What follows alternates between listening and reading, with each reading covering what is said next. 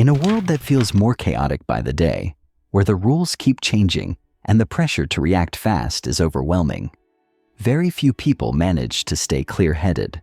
We're surrounded by distractions, uncertainty, and inner and outer conflicts that constantly test our ability to think, choose, and act with purpose.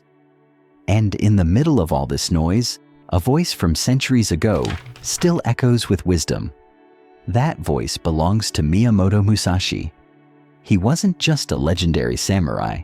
He was a master strategist who saw the battlefield as a mirror of the mind. Musashi fought over 60 duels without defeat, wrote deep philosophical texts, and lived by a code of discipline, focus, and adaptability. This video is an invitation to look beyond the sword, to explore how Musashi's quiet wisdom can help you face the invisible battles of modern life, because as he once said, the greatest victory is the one over yourself. Musashi's story begins in the shadows of a divided Japan, a land torn apart by political power struggles and endless wars. He was born in the late 1500s, during one of the most violent periods in Japanese history. Orphaned at a young age, Musashi was thrown into a world where survival meant growing up fast and learning how to fight, for real. While others focused only on mastering sword techniques, Musashi realized early on that true mastery came from something deeper. Every fight, every setback was a chance to grow, not just in skill, but in awareness. He saw that real combat was as much mental as it was physical. To him, war wasn't just about strength. It was about predicting your opponent's next move, understanding their weaknesses, and adjusting your approach. Musashi stood out because he treated every experience as a lesson. His life was like a forge, constantly shaping and sharpening his mind. But he didn't stop at being a great swordsman.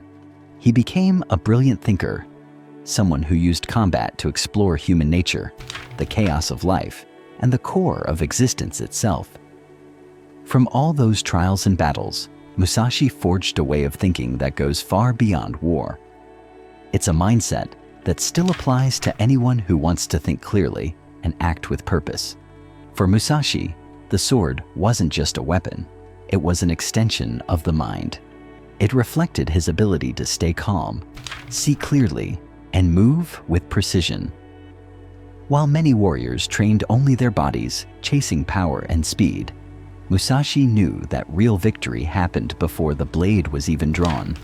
He won by reading his enemies, studying their habits, spotting their patterns, and seeing their weaknesses before the first move was made. He didn't just react, he anticipated. To Musashi, the fight was mostly psychological. The sword came last. That's what makes his philosophy timeless. He teaches us that in life, whether in business, relationships, or personal struggles, what really matters is mental clarity and strategic thinking.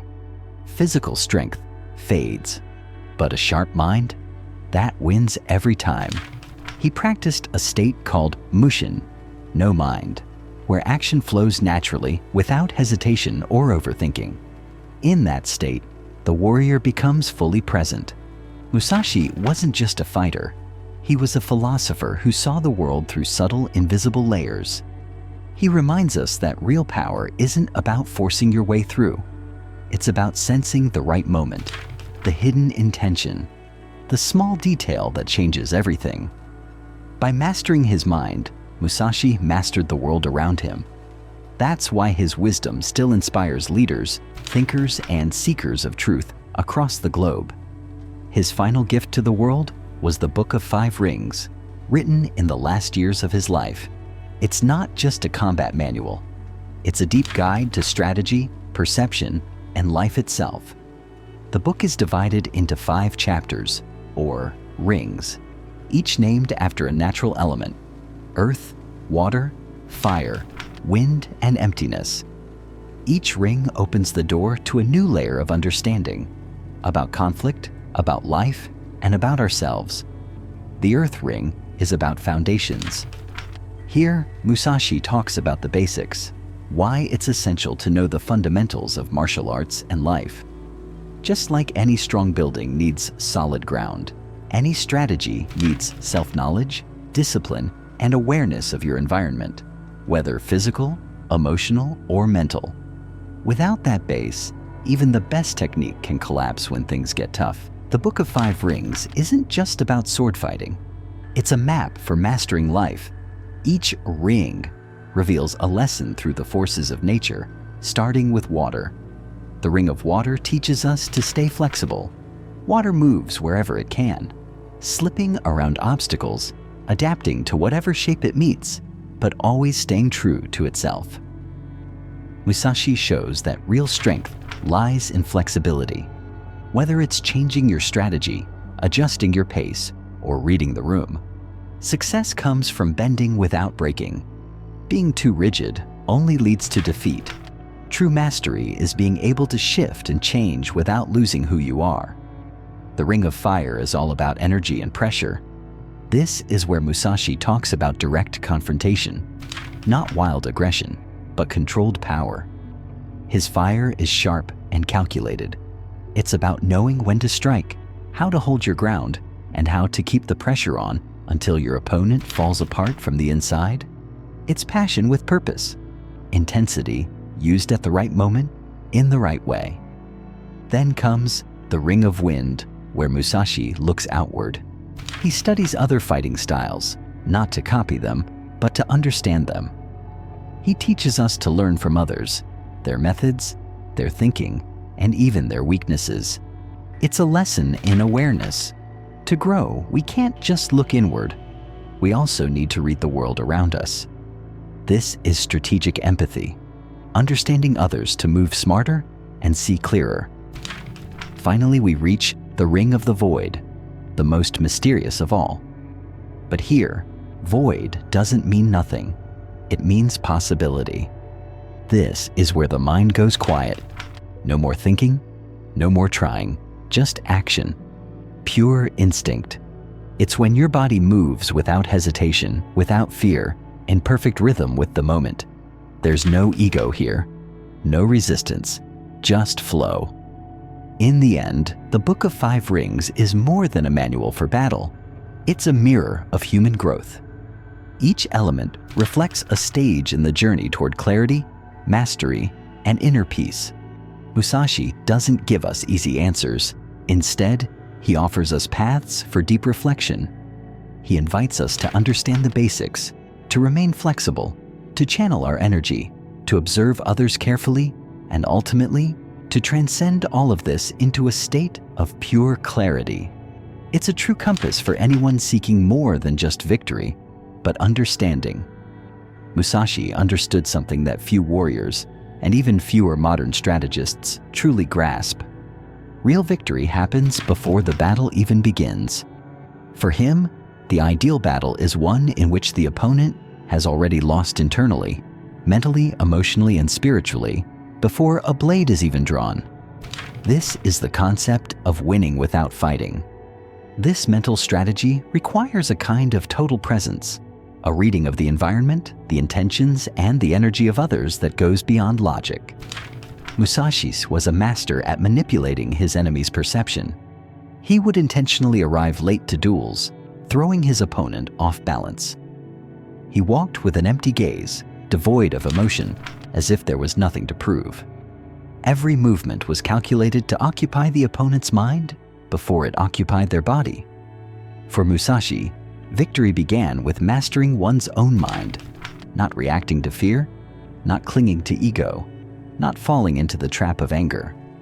Musashi trained his spirit with the same discipline he used to train with his sword. He understood that if you know yourself deeply and read others clearly, you can anticipate their moves, their weaknesses, and their insecurities. A calm mind becomes a sharper weapon than any blade, he said. The true warrior wins without needing to cut. This doesn't mean cowardice or avoidance, but wisdom. There are times when the greatest show of strength is avoiding conflict, because you've already realized that it's unnecessary. Musashi teaches that if you occupy another's spirit with your presence, with your silent conviction, they will surrender before they even fight. Winning without fighting is at its core an art of self-control and vision. It's not being dragged into provocations or emotional traps. It's moving with such inner clarity that the other person gets lost. Musashi wasn't just trying to win duels. He was striving to master the invisible field where true battles take place, the mind. And in that space, he was unbeatable. Musashi didn't limit himself to tradition. While most samurais followed the styles passed down through generations, he broke with everything by creating his own path. The Niten Ryu, the way of the two heavens. This innovative school proposed something radical for its time: the simultaneous use of two swords, the long katana in one hand and the short wakizashi in the other. This wasn't just a technical change, it was a paradigm shift. In a culture where following masters was the rule, Musashi dared to ask, what if there's a better way? He questioned the rigidity of traditional styles, proposing a more fluid, adaptable, and intuitive approach. To him, a warrior shouldn't be confined to forms, but should master the spirit behind them. Using two swords required perfect balance, ambidexterity, and a new type of bodily awareness. It was the integration of the masculine and the feminine, of offense and defense, of strength and subtlety, all at once. This innovation reflected his larger vision, breaking free from the predictable, seeking freedom within discipline, and transforming technique into living expression. Musashi didn't just defeat enemies, he challenged the very concept of combat, and by wielding two swords as if they were one, he showed the world that the true master doesn't repeat. They create. In the final days of his life, isolated in a cave, Musashi wrote his last work, the Dokkōdō, which can be translated as the way to walk alone. This wasn't just a manual on combat or strategy. It was a spiritual testament, a set of 21 principles that captured everything Musashi had learned, not only as a warrior, but as a human being. In these teachings, Musashi talks about detachment, simplicity, and accepting the impermanence of life. He advises against seeking pleasure through luxury, against clinging to anything, whether possessions, emotions, or even life itself. For him, the true path requires mental clarity, a strong spirit, and inner freedom. The Dokkōdō is not just a philosophy for warriors. It's a guide for anyone who wants to live with purpose and insight. It's as if, after decades of winning battles with his sword, Musashi was saying, "The greatest enemy has always been within us." In this final act, when he laid down his blade and embraced silence, Musashi left us not just a legacy of strategy, but an invitation to transcend. His journey, defined by both combat and self-discovery, teaches us something profound. True mastery doesn't come from raw strength, but from the integration of mind, body, and spirit. He wasn't just a master of the sword, he was a master of himself. His ability to adapt, innovate, and, above all, understand what goes beyond technique is what makes him timeless. In a world that's becoming increasingly unpredictable, where our battles are no longer fought on the battlefield, but in the halls of power, in daily challenges, or even within our own minds, Musashi's lessons are more relevant than ever. He showed us that by mastering our own minds, by being adaptable, and by viewing every challenge as an opportunity to grow, we can navigate life's stormiest seas with the same skill he used to wield his sword. Musashi didn't just leave us a legacy of combat. He gave us a challenge to push beyond our limits. He reminds us that the true battle isn't about defeating others, but about conquering our own essence, learning, growing, and most importantly, living with unwavering clarity. May Musashi's wisdom inspire us to become warriors of our own lives, ready to face any challenge with a sharp mind and an indomitable spirit.